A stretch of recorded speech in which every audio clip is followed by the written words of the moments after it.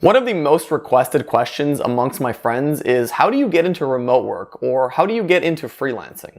This topic has been on the rise for several years now because many people are reconsidering their careers, whether they want to work on something they're more passionate about or their current career doesn't grant them a lifestyle that they would like. And in recent weeks, I've tried to find guests that have done this, whether through graphic design, copywriting, email marketing, content creation, video editing, and so on. This week's guest is Moataz Ahmed, who is a freelance graphic designer who works when he wants and for clients he wants. If you're interested in getting into content creation, I'll leave a bunch of different links down below with other guests I've had that are in the space. If you're interested in getting into video editing, I've also interviewed the editor of this podcast, so I will leave episode 71 as well down below. In the upcoming months, I hope to have more guests that are working in these types of spaces: email marketing, copywriting, blog writing, and so on, so it can help as many people as possible potentially switch careers and find that remote gig.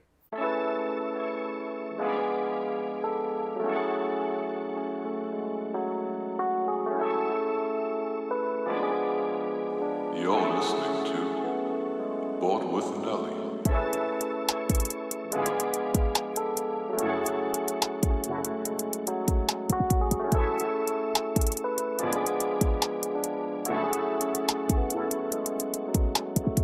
Mo, welcome to the Board with Nelly podcast. I'm really excited for you to be here.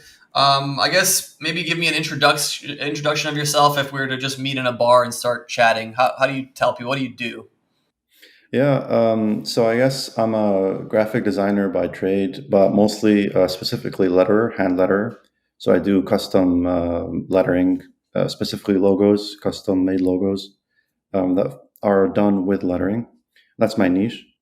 I do within that niche, I do a lot of like things for good causes. Just so any company that does like a philanthropic cause, that's who I like to work with. So that's what I do on my day job. Yeah. How did you get into that? I always liked to draw and paint when I was a kid, and then eventually, I guess. I kind of went away from that just because traditionally, as an Arab American, you're supposed to be like a dentist or a doctor or engineer or something. So I kind of went through that path, but then ended up just not being able to do it. So I thought, okay, how do I do like the scientific art, which is design? There's a lot of like science that goes into it. From there, I just kind of really loved calligraphy and lettering. My grandfather also taught me calligraphy at a very young age, and I always had that passion. And then I decided, let's just go into it. When you were younger, like, are you talking about high school, early college days? You were still kind of pursuing a more technical career? Yes. So college, that's what I was studying. I was studying like I was basically a pre-dentistry. And then I ended up at the very end of it, like saying, okay, let me just do design. And then that's kind of where I specialized in design after that. Yeah, that's not necessarily specific to just the Arab world. That's also specific to the Balkans, where I'm from. I did engineering as well, and then I found the passion, the actual career what I wanted to do. So a lot of similarities there, and foreigners coming to North America in general, and the generation before ours is the generation that was just delighted with any sort of income and stability, whereas our generation has the luxury and also the curse of options, right? That could be a double-edged sword. And did you find that that when you first brought up these ideas of pursuing a more creative, non-traditional route, was it a bit harder to communicate what you wanted to do? And they're like, what does that even mean? You're going to draw letters on the internet? How are you going to do that? No, exactly. No, it was very weird. Like they had no idea what I was doing, and they're like, you know what? If you're gonna be successful with it, just go for it, because we can tell you're miserable trying to study for medicine and stuff. But yeah, like they're like, just be good at something. That's fine. But that's actually huge. But that's actually really huge to have a parent or parents that are gonna say, you know what, I might be wrong. I don't think we pushed you in the right direction. We just pushed you what we knew, but we didn't even know that there was a better path for you that you would enjoy more. Yeah. No, for sure. It took a lot of convincing, but I think they understood. They're like, well, we know you're trying. We saw you trying. It's not for you. So What were the first drawings that you were doing? Like, tell me what you kind of did when you were younger. I just drew and painted everything. Like my grandmother would be knitting on a chair, and I would draw her. Like we would go to the zoo, and I would come back home and just draw everything I saw, like just constantly. I really loved it. Um, when I was a kid, I was always like, kind of quiet, and then I would just go around drawing stuff. Right? Really? Yeah. But like And that it just was kind of good though. stayed. It was they knew that there was a talent there though, right? Yeah. Like I wouldn't say I captured like the likeness of things, but I definitely like knew how to shade, knew how to, and it was I never no one taught me. I just kind of like messed around. Yeah. Yeah. And then later on, much later, then I studied the design well, and like the technical part of it, and then that's how I became a professional designer. But that kind of faded as I went into college and just studied science. Right, because no one knew that you can actually turn drawings into a career. Now it's like not just a career; it can be a very lucrative career if you do it a certain way and get big enough clients. Yep. Yeah, and freelancing definitely you could do a lot more. You can get a lot more money freelancing than you can just working as a designer regularly, like at a firm or at in house or something. Yeah, you could definitely get a lot more money freelancing. I'm always curious how you first start with the first projects. Where did you start kind of finding clients? Did you do Upwork, Fiverr, stuff like that? Yeah, I did all of it. Fiverr, Upwork, Craigslist, even like just word of Craigslist. mouth. Yeah, there's like a creative gig section. Any You would, crazy stories from that? Surely there's some crazy stuff from Craigslist. yeah, you definitely get like weird clients. Like you get people like asking for dirt cheap stuff. You meet them in person and they're just strange, but I mean, you get better and better clients as your skill gets better. Also, I learned how to get those clients, right? So at the beginning, like you're gonna struggle. You're gonna try to just put yourself out there, do a lot of work. But then you're not. It's not necessarily going to be like you do a lot of work for someone and you get the same result back. Especially with design, like people don't understand it. Like a lot of times the client like they tell you, hey, could you make this logo bigger, could you make this whatever this color, and I'm like, this is an arbitrary choice. Like I know why I chose that, I know why I did those things. This really works for your market. Like you don't go to a doctor and be like, hey, can you do an incision in my shoulder even though my leg hurts, like it's the Sure. same thing, but people don't treat it the same. Right. They So think these fixes are really simple and they're just almost like giving it zero thought as to what they're asking for. yeah. And it's all based on personal preference. And I'm like, yeah, I know it's your brand, but like, if you go to a tattoo artist, you tell them, I want this exact thing. That's their job. They're supposed to give you exactly what you want.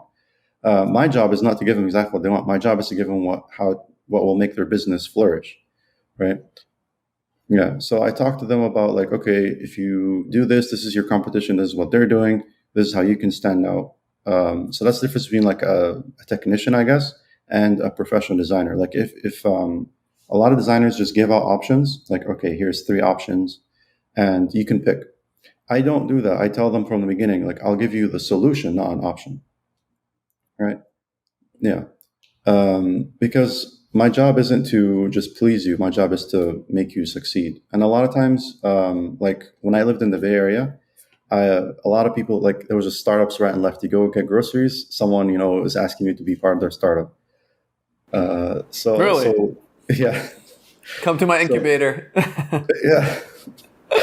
They're like, yeah, we're bootstrapping, this startup. We're looking for VCs and designers or whatever. Throwing Right? these words around, these goddamn Silicon Valley people. Yeah. Bootstrapping. So I was like, so many people would ask for work and they don't have the money. Okay. So, but what they do have is percentages. They're like, oh, we'll give you like a percent of the company. If we make it big, you're going to be huge. Right. Which is wonderful, but percentages don't pay the bills. Right. Right, yeah. Yeah. And most So, startups fail for people that don't know about the startup world. Like 98% of startups fail. mhm. Yeah. So it's, so you have to position yourself as a person who will get those big clients. And I thought of like creative ways to get those clients. I was like, okay, who has money? Who appreciates design? Because a lot of people will just tell you, "Oh, change this, change that." They don't think it's like a professional job. They just think it's like something anyone could do. Um, and so, who has money? Who has the professional eye, like the appreciation for design, and who also um, will like be like a good person to work with. Like they won't say like, okay, let me get every single dime out of this job. So I thought, okay, if I do hourly work, I want to work more hours. They want me to work less hours. If I charge, for example, at a flat rate fee, they'll just want me to work as much hours as possible. I'll want to work as little hours as possible. So there's always these odds, but as opposed to value based pricing, where you can just price based on the value. So you say, okay, I did this work for this company. This is how much revenue they got. I know what I could provide for you. Look at your competition. Look at your target audience. This is what how they were doing. This is how much they were doing with better branding. And then you kind of But gauge are that those things yourself. hard to measure? Are those things? Sorry to interrupt you. Are those things hard to measure sometimes, though? Yes, especially if you're talking to like a small business who they don't really like you can't really get super accurate, but you can definitely show them case studies. And there are a lot of case studies online. So you could go look at like you can look at the famous companies because they have everything. Like look at the very big brands and you show them the projections. And then you could say, well, this company invested early in branding. So that's why they succeeded. This company didn't have good branding for a while, and then that's how they succeed. And then I show them personal things that I've done, and then I tell them, okay, this company was here, now it's there.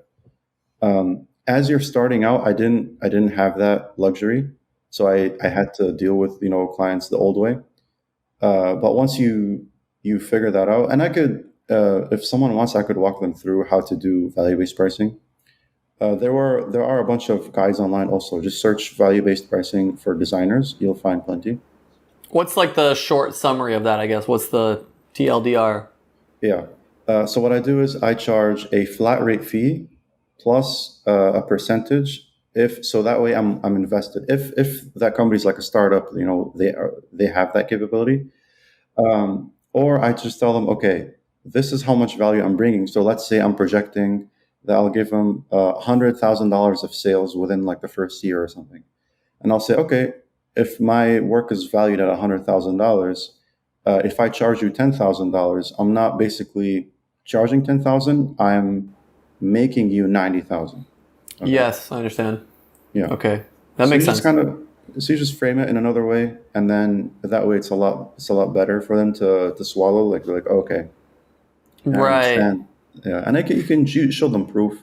You show not proof, but like you show them case studies of things that have done that in the past, and you show them your abilities, and then it's a lot. Everything's like laid out as opposed to before it was like all in the air. Now it's more concrete. So sometimes I'll tell them, here's like a plan, like here's like a payment plan that you could follow. If it's not like $10,000, if I'm working with, of course, the value base is not going to be the same thing. So a client who's like really big, I'll charge them like X, like 10,000. But a client who's really small, I know them, I like the brand, they're doing philanthropic work, who I like to work for. I'll charge them a lot less, but I'll at least tell them the value, even if I'm doing it for free. I'll at least show them like this is how much value I'm making. Because a lot of times, if you do a logo for free for someone, they'll just say, "Oh, okay, that's really nice," and then they still charge someone else just to get options, and then they pick the one that they paid money for because then it's like the sunken cost Yeah. fallacy. Yeah, I understand. Yeah. So they're like, I paid some money. I feel like I should use it, even though it's way worse. Right. So a lot of times that happens. So giving them value, at least now they're like, oh, this is not actually free. This is like a huge favor. I think that brands have a sometimes very difficult times, even when I've worked with brands, trying to explain like how you're talking about graphic design, specifically branding. In my space, I'm talking about video and content, and the the CEOs, the guys up top, really want hardcore analytics. I pay you this, you give me this, and like it's such an outdated metric, especially in content where like you can make 20 videos and all of them can absolutely tank. And then your 21st video gets like 1 million views. And then all the other ones start getting views. So like, what does that mean? Does that mean the 20 videos before that had zero value because they were in this period of limbo of nothingness? And therefore, okay, you made all these videos. Yeah, we paid you for your time, but like we haven't received any revenue from this. And then all of a sudden you have this moment where everything just takes off. And now like you've underpaid me grossly because you've gotten millions of views, which you probably would have had to pay hundreds of thousands of dollars in paid advertising. So it's a very difficult topic and thing that I even struggle with sometimes explaining like, hey man, I cannot predict how many views something is going to get. I can just make the best content I can make, and I could do it for as long as you want me to do it. And then, if it does well, we can kind of figure out where to go from there. Yeah. And same, like, so to explain that to clients, a lot of times I have to tell them, just give it like 2 years, because within 2 years, that's the amount of time you're really going to figure out you're going to get the most amount of data. You're going to do 80-20 rule, like Pareto effect, whatever. You're going to figure out what's the 20% that's giving you 80% of the results. And then you focus on that, keep focusing on that. So you can't just say, hey, make me a viral video or make me a whatever. Because content, it has a lot of creative input. Like you can't just throw in a bunch of designers or a bunch of videographers at something and just say, oh, the more people, that means that it's gonna work well. Or you throw money at it and you think, oh, just because I invested in this project tens of thousands of dollars for this video, that means video is going to take off. Like that's not how this works. What I think works is branding and consistency. So if you're posting regularly and you have a nice brand, you have a consistent message, people like to see something that's being consistent. Right. And the creator doesn't always have that consistency in them, brand-wise, and you just don't feel like doing the same exact content every time. Sure. Even then, you still have to like have a channel or whatever that's dedicated to that same consistent stuff, or else you're going to lose your followers who joined for that reason. So for a creative outlet, like for example, lettering and calligraphy is not the only thing I do. I write, so like I have like this book called The Lazy Person's Guide to Freedom, where I talk about like what it means to be free, how to become free, all that stuff. And then I invite guests to talk about like what does freedom mean to them, right? So for me, I know that like it's part of like kind of not like stress relief, but just kind of a way for me to be productive is to do a lot of very different things as a creative outlet. Because if I'm just doing one thing over and over and over, there's a lot of strain. I'm with you as well. I have a very diverse set of activities that I do. I cannot sit down and do one thing for 8 hours. My day is usually 1 hour increments of random things, but I will do those 1 hour daily things for years, and I will get very little progress every day, but I will progress in 7 different things. And by the 10-year mark, okay, I can do X amount of things at a certain level that I'm really happy with. Yep. And that's where you start delegating, and that's where you start like getting specialists to do stuff. Like right. You have to wear a lot of hats and just do a lot of stuff. Right. And it goes back to the creative part as well, which is I kind of want to circle back to that. That was really interesting.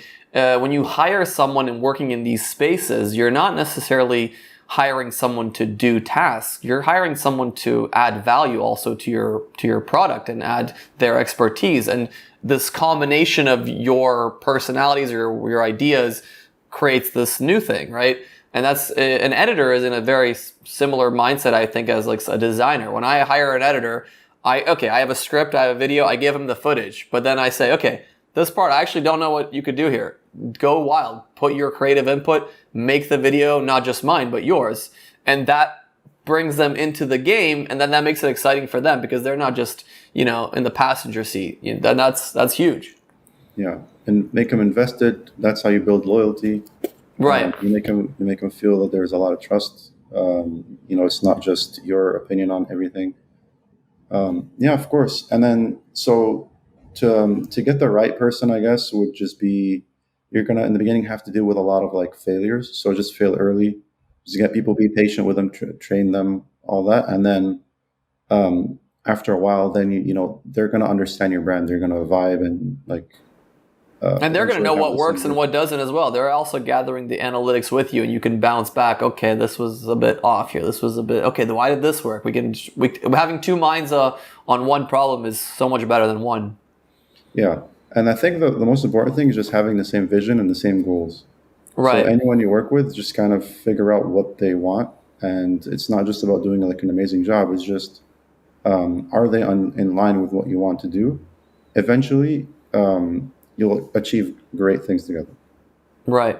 One of the big reasons I brought you in and I wanted to talk to you is because I have a lot of friends now that are seeing the potential a remote career can bring. And there's a few different alleys people are generally going towards.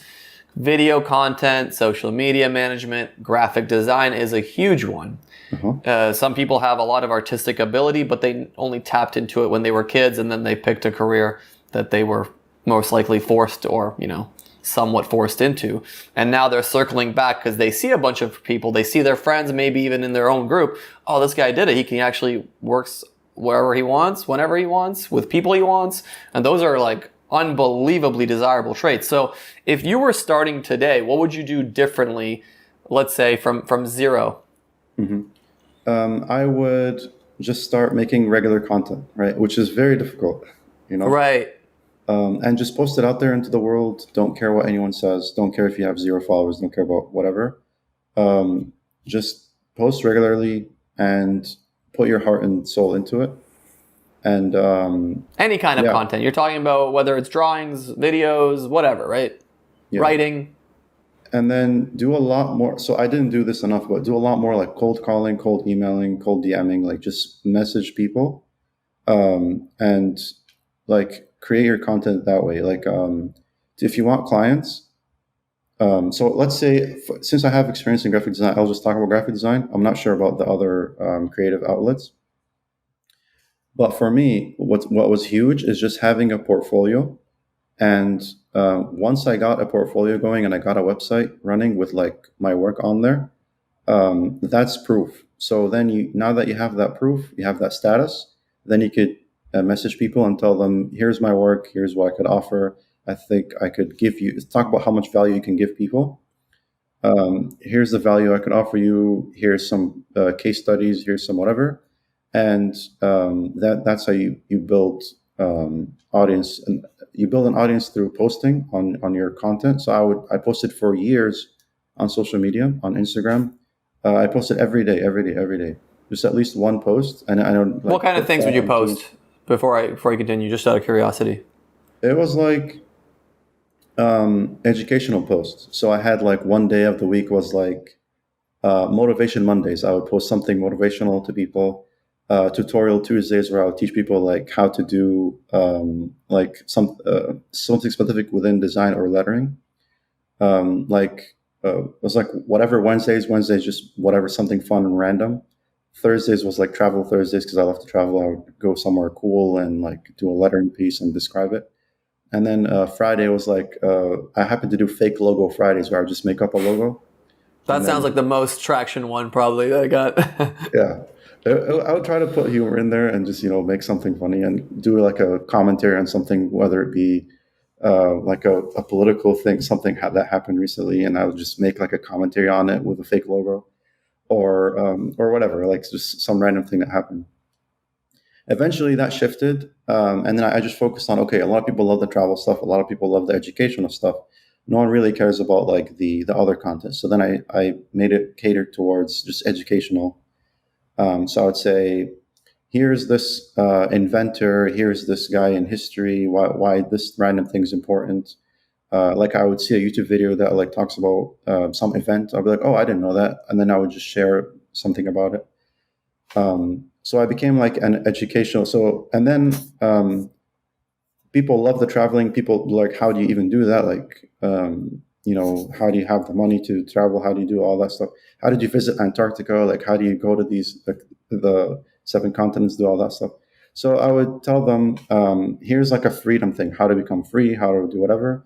And since a lot of my content was also like about political prisoners, things like that, so I was like, all right, I guess I could just talk about freedom in general, freedom from being like put in prison, freedom from self stuff, like if you have like addictions or something that contains you, you're a slave to your own self. Or freedom from how to have more money so you can be free, or freedom in health so you can not be sick and go to the It's quite a big hospital. word with a lot of segues it can go into Yeah. the word So I was like, all right, freedom. I'll just say freedom education. That's my brand. And then I would talk about each of those things, bring in experts who know that topic very well, and just let them speak. So yeah, so that's kind of how I discovered my niche. It's just random posting in the beginning, things I like to do. Then it kind of got. I was like, okay, this is working. This is not working. I'll just focus on what's working. Eventually, I got a style, I guess. And yeah, so if I were to tell myself when I was just starting and I had no clients, no money, nothing, I would just say, just make work, even if it's fake. Just put a portfolio out there, and then it doesn't have to be actual clients. Just make stuff up. Just draw it and be like, oh, this guy knows how to make logos, and then put that on your website. Message a lot of people. Like freelancing is like 25% messaging people, 25% actual design work, and then 25% focusing on you, like investing in yourself, learning, honing your trade, all that stuff. And then the other 25% is just like doing other things, like finding out creative stuff that could give you passive income, that could give you things to not just rely on one source. Like I worked for many companies and I got laid off 3 times, and none of it was my fault. Like I was like putting in the hours, putting in all that. What I learned from that is just, okay, I guess nothing is like stable. Like there's no, so people tell me, oh, how do you like maintain a stable job? Well, nothing is really stable because like, Yes. you could Yeah, work that's and spot on. There's a Nas line. Nobody's recession proof. So invest in you. yep, perfect, exactly. Yeah, so that's what I would do. Just work, read a lot. I listen to a lot of audiobooks. I'm an auditory learner, so I just listen to a lot of audiobooks. Um, get a lot of work done. Doesn't have to be actual clients, just as long as you're working, honing your trade, and constantly message people. Get the sales out. So the marketing is your Instagram account or whatever. People are seeing that you have content. Messaging people is your sales department, Right. and that Yeah. Smart. yeah, those two combinations, that's how you get clients.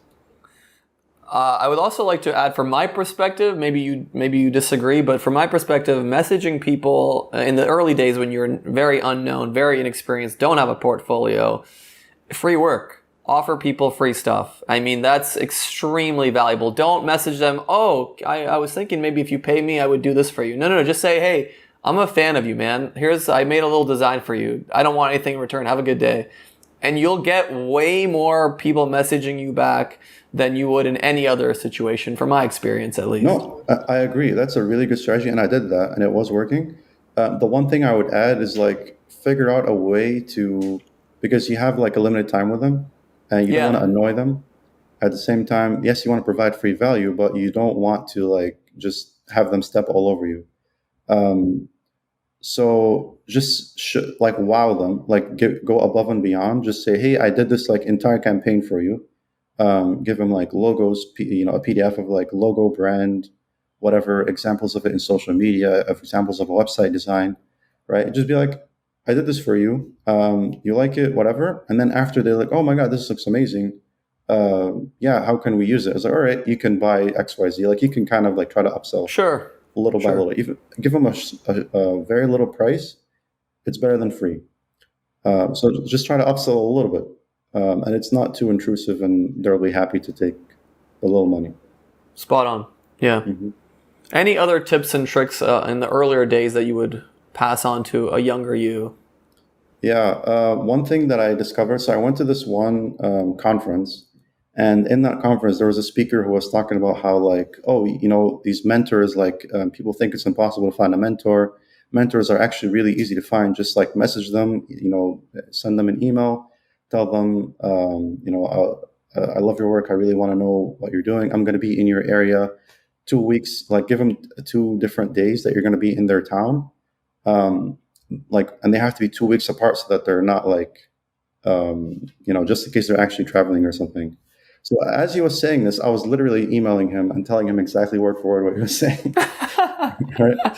So I Right. sent that to him, and then after he was done with the speech, I shook his hand, and then I told him I did that, and he was like, "Oh, actually, like my VA answers my emails. I won't even see that. So good thing you told me." So he gave me his number. So then I followed up with him. I wasn't even planning on going to Boise, Idaho, right? But I just No, like, not many do. Not many plan that trip. yeah.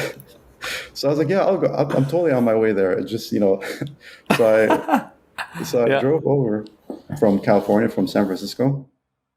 I did like a road trip. I was like, yeah, I'm going to Yellowstone. Why don't I just like meet you on the way there? And he's like, isn't it close? I was like, no, it's not close. It's fine. So I just drove there and met with him. He gave me some amazing advice. One really good advice that he gave me was be like the middle person between you and the agency. So let's say an agency has like a cap of like $50,000. Like if you're a client who goes to that agency and you have less than 50,000, they'll be like, oh well, we can't accept you as a client because we have to like pay our employees and all that stuff. So tell them, hey, agency, I know you have like a cap. How about you? Anyone under 50,000, just send them my way. Okay, I'll be glad to take $20,000 from whatever. Like, Right. so it was really really good Smart. advice. Right. It's really Another thing smart. he said was like try to find creative ways of getting money. And there was an example of someone in Australia who was like, all right, who's got money? Who likes design? Who appreciates design? Going through the same thing I was going through. And then he said, okay, I see a lot of billboards for like plastic surgeons and lawyers. So he's just like, okay, how about what if I just make, because like these guys obviously have money, they have enough money to have all these billboards and they have good design. So he just made business cards that say plastic surgeon designer, like he's a designer niche down towards plastic surgeons. And he called up, he saw that there was like a retreat, like a conference for plastic surgeons, and it was in a cruise that was like going around the coral reef and stuff. And he called the company. He's like, "Hey, do you have to be like a surgeon to be on that cruise?" He's like, "No, you just have to like pay for it." Like, okay, how much is it? And they're like $7,000. He's like, "All right." So he paid $7,000, went on that cruise, and just talked to them. Like, you talk to them normally, and they're like, oh, "Okay, where's your field? Like, where do you practice? Do you have like a clinic? Do you have something?" And he's like, "No, I'm a graphic designer." And they're like, "Really? What are you doing here?" And he's like, "No, I'm niching down. This is my niche. I just want to know what the latest and greatest. I'm trying to study my whatever." They're like, "Oh, interesting." And then at the end of the conversation, he would give him his card. He walked out of there with $300,000 worth of clients. He was booked for Holy the whole shit. year. Yeah. So just think of creative ways, right? So I mean, I didn't do that, but like what I had at the time, I was like, all right, I'm gonna go to events that are not graphic design. So I'm gonna be the only non-graphic designer. So in California, there was like a lot of developer groups. There was a lot of like people who are just developing like iOS developers, Android developers, all these like people. They're meeting together to discuss stuff. So I would just show up, be the only designer there, and it worked. Everyone there was like, "Oh yeah, I need a designer, I need a designer, I need a designer." I did that, and then also I went to a lot of networking events that were not design. So I did go to networking like for designers. I went to lettering conferences. I went to graphic design meetups and stuff. But they're all my competition. So I went there to learn, and then I went to other ones to get clients. So I'd be kind of bored, just like listening to someone talk about something I don't care about. But at the end of it, when I'm talking with people, that's how you get clients. And then, in addition to emailing those agencies, in addition to going to those networking conferences, I would also be like, all right, how do I? Because these networking conferences, you pay money to get in. You're wasting a lot of time. I was like, how could I get paid while pitching to someone and having that one-on-one moment? Because within those things, like if someone's like not interested to talk to you, they just kind of move on and talk to someone else. So I was like, how do I trap someone? How do I get them with me for like 20 minutes? Okay, and then I could give them the elevator pitch. So I thought, okay, um, what if I have them in a car with me somehow? Okay, and then I have to drive them somewhere. So I was like, okay, so I made an Uber account. I made an Uber driver account. Only hung around expensive hotels like the Sheraton and the Hiltons and stuff, and only turned it on there. That way, I could pick them up and it's usually like really fancy business people. And I would drive them usually to the airport, which was 20 minutes away. And during that time, I was like pitching to them. I was like kind of giving them the elevator pitch about like my design. I put my business cards all over. So even if we didn't, like, a lot of people don't like people talking to them, even if, they didn't talk to me at all, at least they saw my business card, they saw my name, and I got paid for it. At least the ride paid me. Right. What was your biggest success story from one of those? Or do you have one? Yeah. No, I had plenty. So I had a bunch of people just randomly contact me, be like, I saw your business card in Uber. That's wild. Yeah. And then another time, just me talking to some people, like there was like 3 different people who I did work for, and they were my best clients because they had money. They, we were like, we talked. I didn't start off by being sleazy. I started off just asking them about what they do, all that stuff. So, oh yeah, I used to live there, blah, blah, blah. I worked with someone who worked with you. Like, oh yeah, and then we got this connection going. And then at the end of it, they're like, I was like, yeah, actually, this is not my real job. This is just me to try to, connect with people and get clients and stuff. And by the way, here's my card, right? Like the costume comes off. You're like, I'm actually the graphic designer. Here's my card. Have a great day. Yeah. Glad you enjoyed the ride. Mm-hmm. That's really clever. So, did you get like some high-paying clients and long-term clients? And surprisingly, I got like and the ones that usually those clients are ones that I want to work with because like they see your personality. So another thing too, if you want to work in a specific niche, like let's say you want to work only with like music people or food people. So like I love food, and I always wanted to brand like a food place. So make your portfolio have a lot of that. Okay, so like cater towards that and just either niche down into it. Like it's fine if you get other clients. Did you ever get sorry to interrupt you. This is a question. I know you're going to continue after, but did you ever get a name on the Uber on like who you're picking up? And then you did a quick Google search and you're like, let's see if I can tailor what I'm talking about to what their specific needs are. Like this guy's the CEO of a, crypto startup. I'm going to talk about crypto today, or I don't know. Or is that too creepy? Is that getting a little too much? No, I don't know. I didn't have time, honestly. It just like whenever it popped up, I would do it immediately just so it's not. Okay. Yeah. Well, maybe now I'm getting a little too crazy with some of these ideas. But yeah, sorry, carry on. No, but that's a really good idea though. Like, because yes, knowing exactly how to talk to them using their language helps a lot.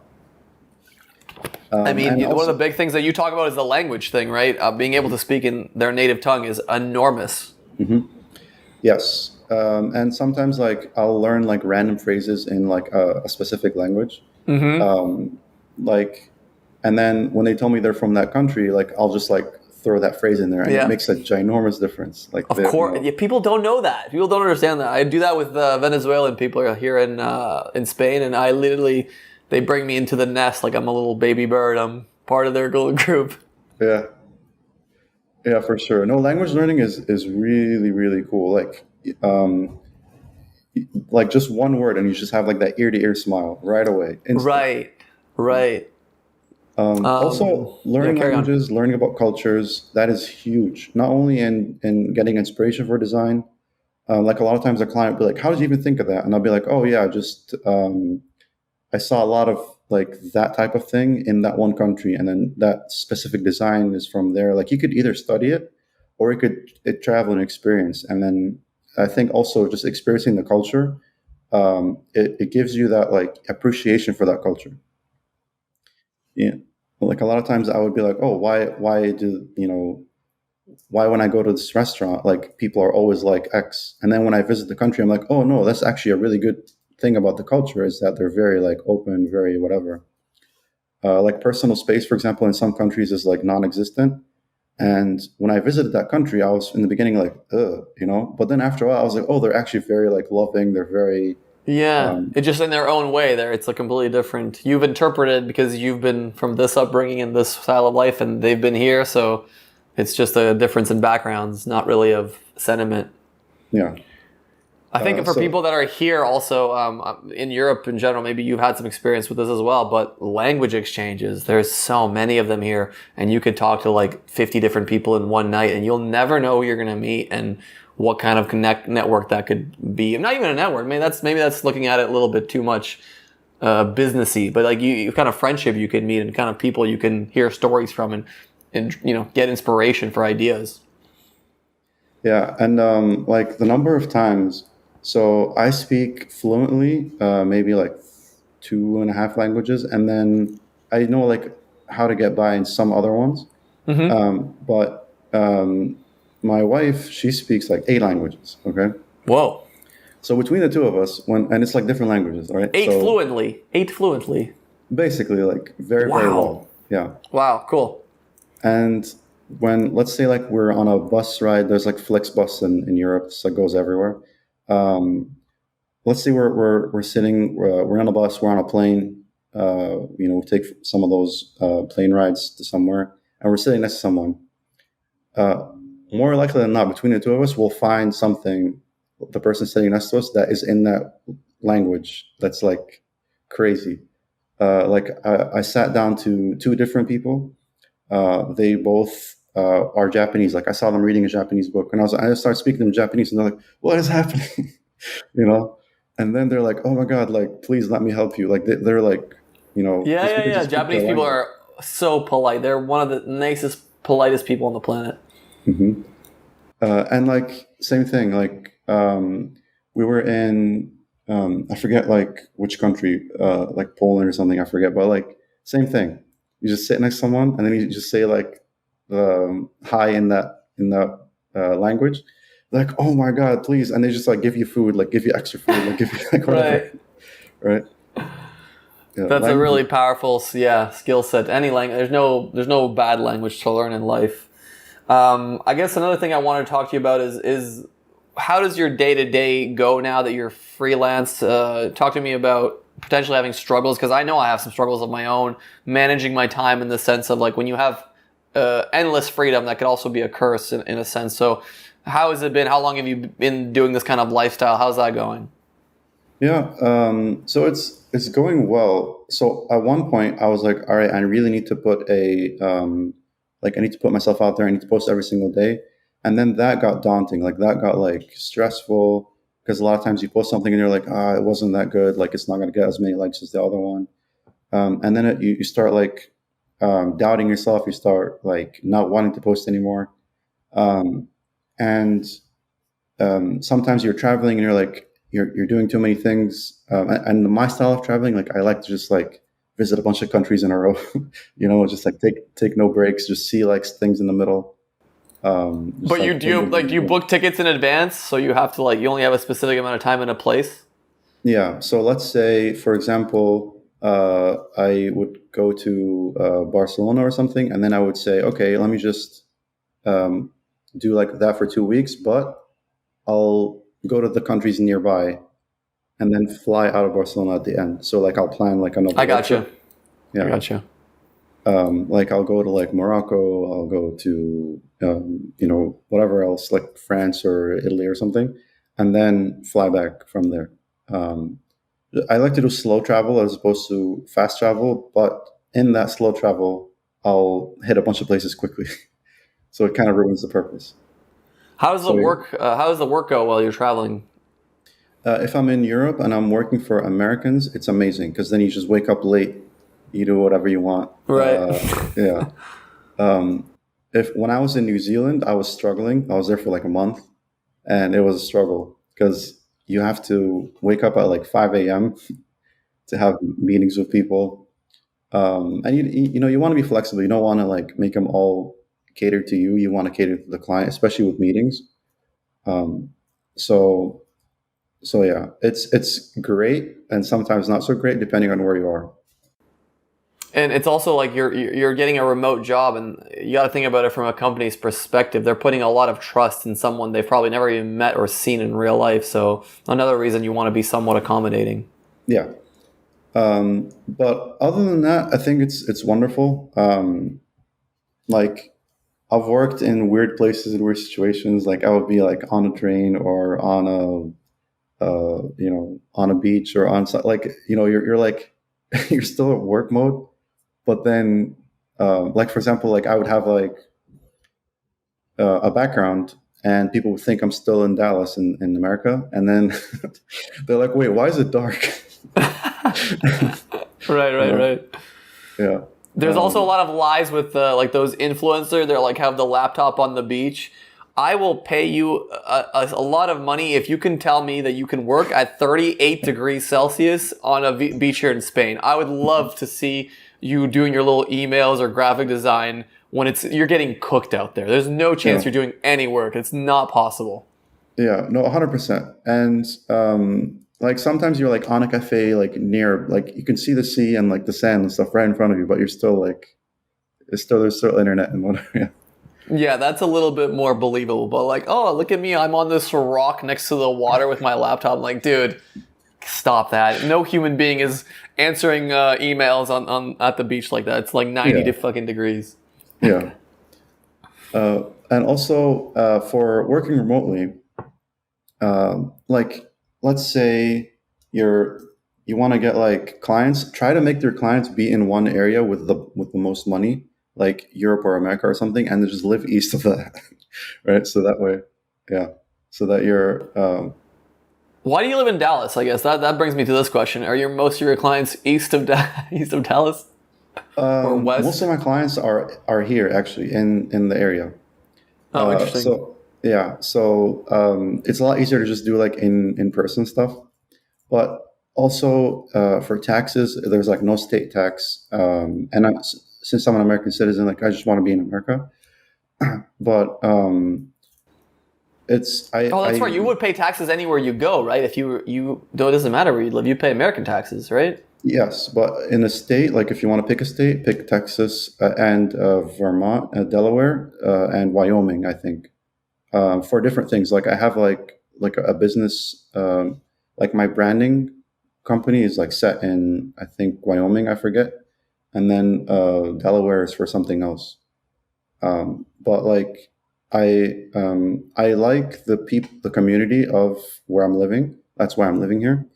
But like I travel like I leave it a lot. So like they're like we haven't seen you in a long time. It's like yeah, sorry. I was like How many days of the year are you traveling approximately or percent? I don't know. well before COVID. Like I think because of COVID, I had to stay in one place for a long time. But the year before that and the year after that, it was like barely any time. Um, like for example, from April till July, I was in Europe. Um, like did from like Italy, went to Mauritius, went back to Italy, went to Morocco, went to Lithuania, Latvia, Estonia, Finland, Poland, and Have you been to the then Balkans yet? I have to ask, I guess. Have you been to the no, Balkans? no, not yet. It's on my Yeah. list. I really want to Gotta go. add that to the It's list. It's gotta be beautiful. up there. Yeah. Yeah. And then, yeah, I think next year I want to do that. I want to do like as many of the The Balkan Balkan trip? countries as I can. Yeah. Hell yeah. Let me know if you need suggestions with that. Yeah, for sure. Always. That's really interesting. So when you get your little client base and you have steady work coming in, when do you feel like you can? How do I say this? Because when you have a job, you get an income, you feel stable after a couple of months, you pass the initial 3 months. When do you feel that stability in the freelance world, if that makes sense? Yeah. So you you get to a point where people refer you. So to ensure that people refer you is when you just give them much more than what they asked for, right? So that's how you kind of maintain them. You like promise a little bit and you give them a lot. So let's say you're gonna give them 100%. You promise like 70%, and then they're expecting 70%, and then you give them 100%. They're like, "Wow, that's crazy." Um, so a lot of it is word of mouth. So I rarely post on social media now because like I don't need to, and um, I rarely try to like actively sell, like actively do that. And that's kind of when you're like, okay, then that's when you kind of know. Um, but of course, people still come from website referrals. People still come from Instagram or whatever. But like most of it is just word of mouth and meeting people. Like whenever you travel, you network by accident, I guess, especially with like languages. And also like if I really want to work with a client, I try to build a relationship so that it doesn't seem like I'm trying too hard. And then after we have that random, like regular relationship of like friends or whatever, then they know what skills I have, and then they ask me. So if you're saying like, at what point do you feel stable? Freedom. What point do you feel free? I mean, let's talk about that, I guess. Yeah. Yeah. So freedom to me means that you're not like, you can pick your clients. You could say no. You have the freedom to say no to clients, and there are a lot of clients like that you say no to, because like I do a lot of free work as well. It's not not necessarily like I have like a free work budget. I say, okay, like this is like these are the things I believe in, things that I think should have good branding.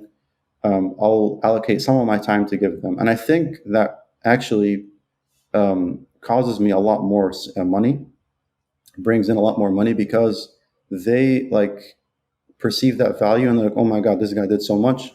I'll tell everyone about you, right? So Right. they do so much advertising from that free work. And I actually genuinely, don't. What I like about free work as well is that like the client can't come to you and just say like, can you change this? Can you change this? It's free. Right. Right. So you have Yeah. ultimate freedom. You feel like this is a passion project. You have so much control, and it really is good for your soul, I guess. Because like a lot of times, client like will tell you to do something that you really don't want to do, and you're like, I'll just take the money. Like, here's my thing, and then you're too ashamed to put it on your portfolio. Um, so free work, actually, even if you make it, even if you're big enough, even if you feel like you don't want to, still do free work. Just give people the value of that work. And how to maintain clients, just do an excellent job. Email people, message people, and also just like make do things like have a lot of marketing, so like people can see your proofs, like social media following and whatever, and they're like, oh, okay, this guy clearly knows what he's talking about. Also, another big thing is teaching. If you teach, then people will think that you have a lot more expertise than you actually do. Even if you don't know, even if you're not like a super duper expert, still just teach people. Teach people. If someone's starting from zero, they're learning from you. They're going to learn something. Right. Right. It's like in jiu-jitsu, you have a blue belt, and that's still 4 levels away from a black belt, but he can teach a white belt. So Yes. you have value. Even if you're a white belt and you've only been there for 6 months and a new guy comes in with 0, the white belt can teach the new guy. There's always a way to pass on and hand down information. Yeah. And I used to have imposter syndrome. Like I used to be like, well, I'm not an expert in lettering. Like, how could I teach lettering? But then when I started teaching it, that's when I learned it more. Right. Like someone would ask me a question and I wouldn't know, then I would look it up and then it would be stuck in my head forever. I learned it way better than if I were to just like passively learn. So teach early, not too early, but like teach, that's how you get better at your skill. So if you're a graphic designer who teaches others how to be graphic designers, right? Or what's even better, how to make money off of graphic design, then people are like, oh, okay, this guy's legit. So we're going to hire him, So that's what I do. I teach as soon as I learn something, I teach it.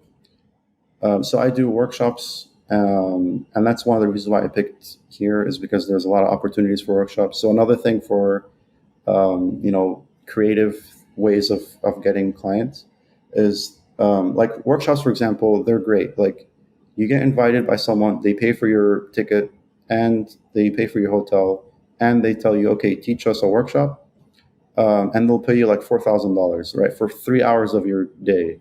That's way better than you like spending all this time working. That $4,000 could be a month, as opposed to just one day and 3 hours, right? And they pay for your flights and your hotel. So think about like, okay, client work, teaching, and products. That's the trifecta of making money with creative work. So Is that the talk of the book, I guess? That probably, I would assume, leads into the book a little bit? yeah, that's what my mentors taught me. That's what a bunch of people taught me. Yeah, they tell you just have work. If you're just starting out, you have time. You don't have money. You don't have anything to sell to get you money. You don't have assets. You don't have capital. So what you have is time. So trade your time for money. So work. Do client work. then teach, right? And then have products. Like I have T-shirts, I have random objects.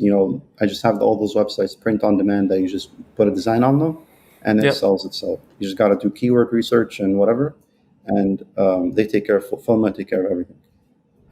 So that creates passive income. I'll be sleeping, wake up like this, like ping of like, oh, someone just bought X, someone just bought whatever. So products, teaching, and also make your teaching into passive income by making courses. So digital courses, stuff like that.